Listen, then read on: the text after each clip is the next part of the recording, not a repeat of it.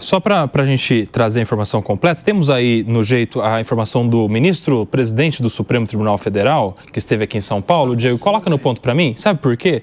O ministro-presidente do STF, veja só, Corte Máxima do Judiciário do nosso país, esteve aqui em São Paulo esta semana.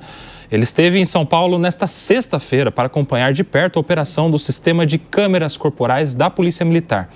Essa tem sido uma controvérsia entre o STF e o governo paulista. O ministro conheceu o funcionamento das novas câmeras que precisam ser acionadas pelos policiais para gravar. O governo recorreu das decisões do STF de determinar o uso das câmeras por todos os policiais e também da decisão que manda fazer as gravações de forma ininterrupta. O governo, na verdade, está pedindo uma nova análise deste caso, até tentando trazer para o Copom de São Paulo, Centro de Operações, o ministro, para ele conhecer de perto. Olha só a dificuldade que a gente tem de armazenar ininterruptamente as imagens de tantas câmeras, quanto custa isso? Essa foi a questão, Cássio Miranda. Exato, o Coronel Cássio, que é o comandante da PM, deu uma entrevista ontem na sequência da visita do ministro, inclusive ao lado do ministro e do governador.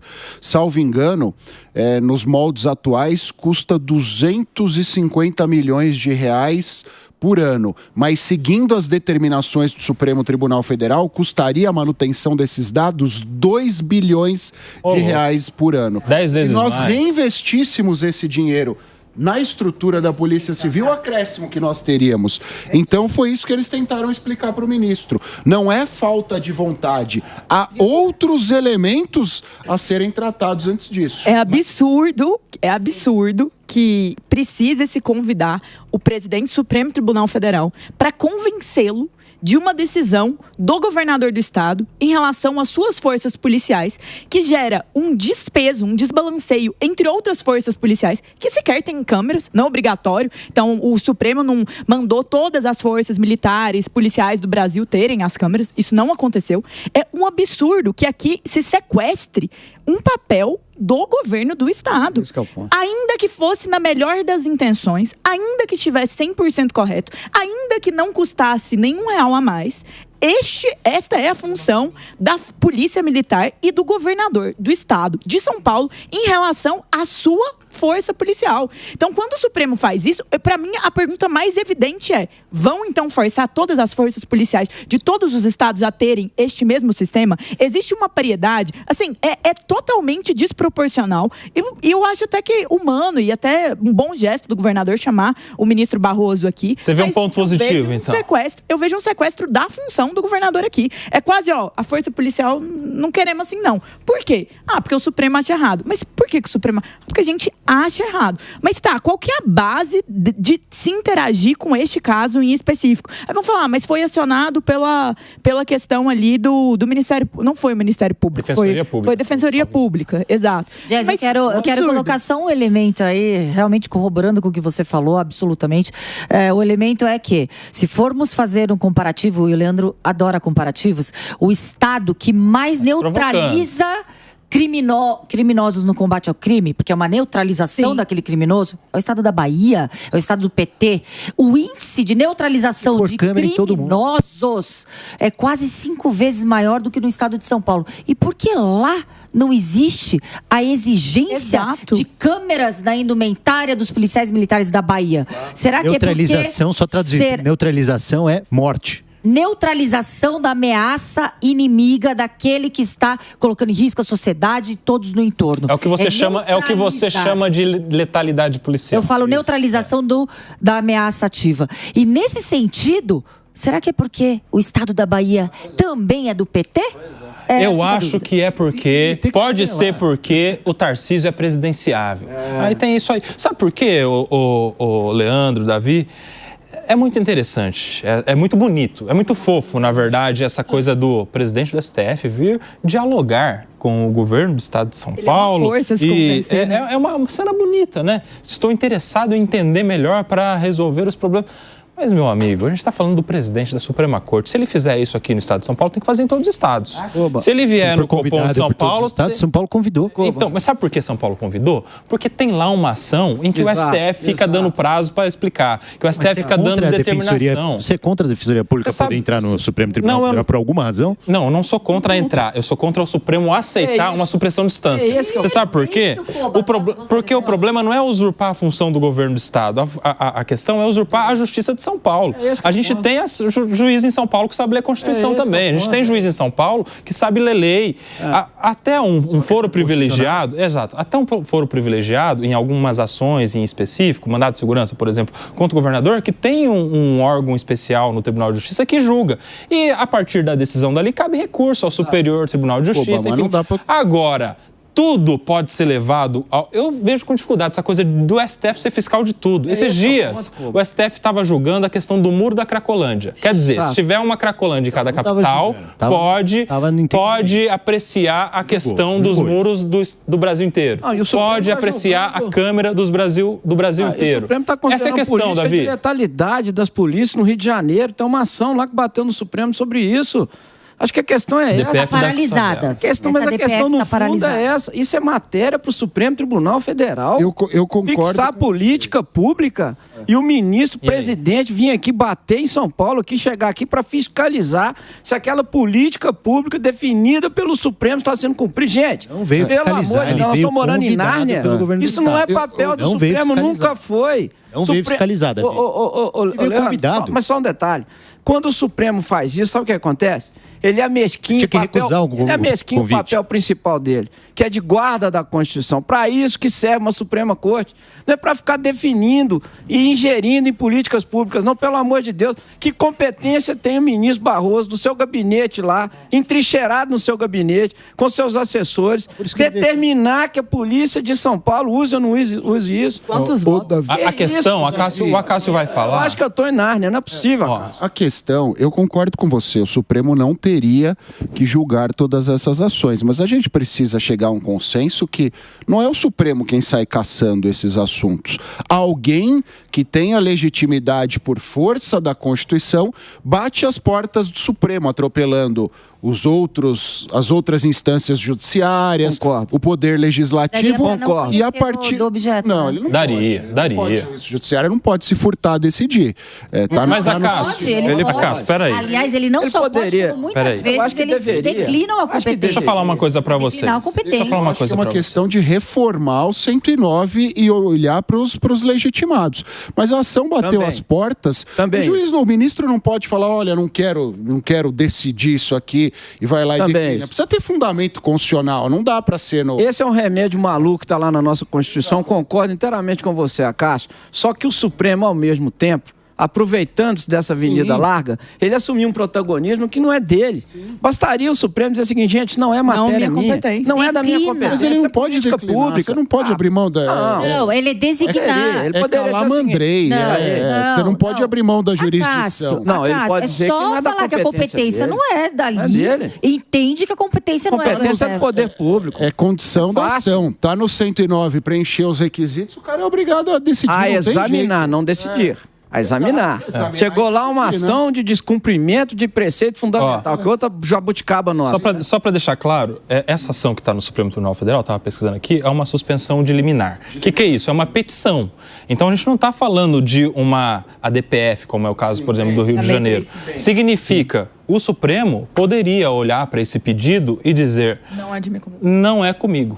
Isso é lá embaixo. Não há nenhuma violação a direitos fundamentais. Se eu não me engano, é uma recusa a um pedido liminar aqui da Justiça de São Paulo. Porque a Defensoria tentou primeiro aqui... O Judiciário de São Paulo falou, olha só, isso aí é coisa de Poder Executivo, não é com o Judiciário. Até porque qualquer decisão do Judiciário não pode gerar custos à administração pública, até porque o orçamento é uma prerrogativa, tanto do Executivo quanto do Legislativo que vota o orçamento. Então, a Justiça de São Paulo falou isso. Contra essa decisão é que a Defensoria Pública foi bater as portas do Supremo Tribunal Federal, que deveria, no meu humilde ponto de vista, dizer o mesmo que já havia dito a Justiça de São Paulo. Mas é muito poder. É muito poder. Aí que daí o ministro vir aqui... A questão é essa, o ministro vir aqui, vê o modelo da câmera, vê o tipo de armazenagem.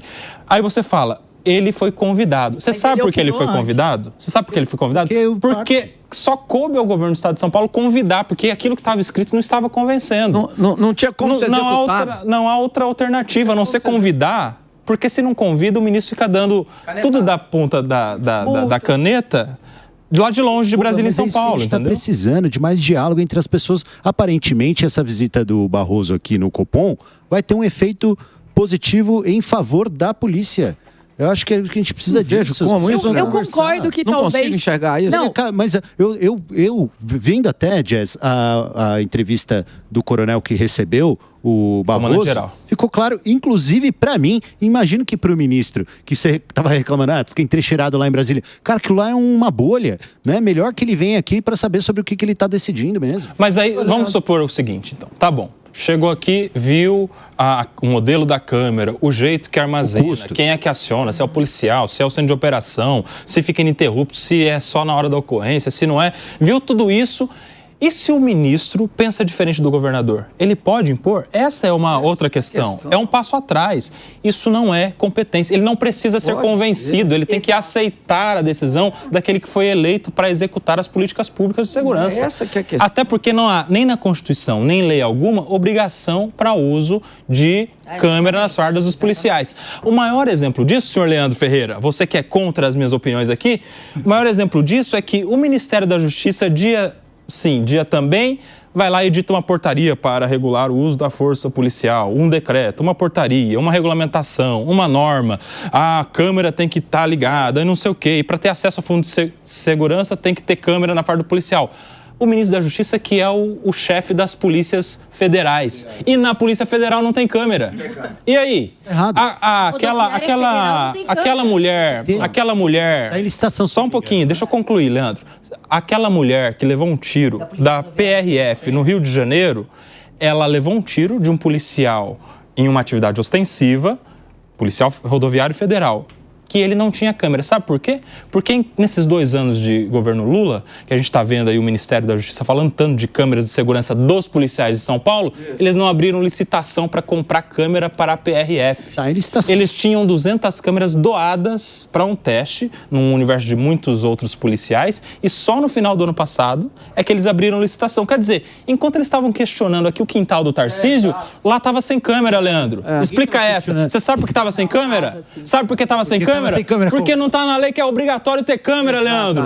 Não está na Constituição. Como é que isso tem que ser assunto do ministro do Supremo Tribunal Federal? Explica.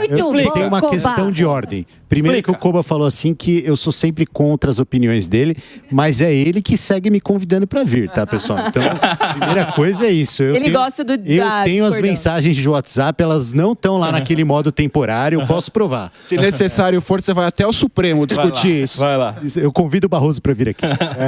Mas tá errado, tinha que ter câmera na PM da Bahia, tinha que ter câmera na PRF, e se não me engano, Raquel pode me ajudar a lembrar, só teve uma ação rápida ali, porque o PM da Polícia do Rio de Janeiro, que estava passando ali na ação da PRF, estava com câmera e ele conseguiu identificar que aquela ação foi da Polícia Rodoviária Federal e ele atuou rapidamente para prover o socorro que precisava, que foi decisivo para garantir que aquela menina sobreviveu. Com certeza eles tinham um telefone também. Com certeza os policiais rodoviários federais não se evadiram do local. Não se evadiram. Não, eles perceberam na hora que estava errado. Parece que a situação era de choque total. Exato. E aí o cara com a câmera, não estou dizendo nem que ninguém se evadiu da sua responsabilidade. Inclusive o PM chegou lá, só que aquilo foi registrado. E sabe o que eu acho, Koba, sobre a câmera? O dia que nós tivermos a câmera na farda de todo policial que pratica atividade ostensiva, porque eu não acho que o investigador tem que usar câmera, assim como eu não acho que professor e médico tem que usar câmera, mas o dia que a gente tiver a esse negócio é com o militar, né? Não.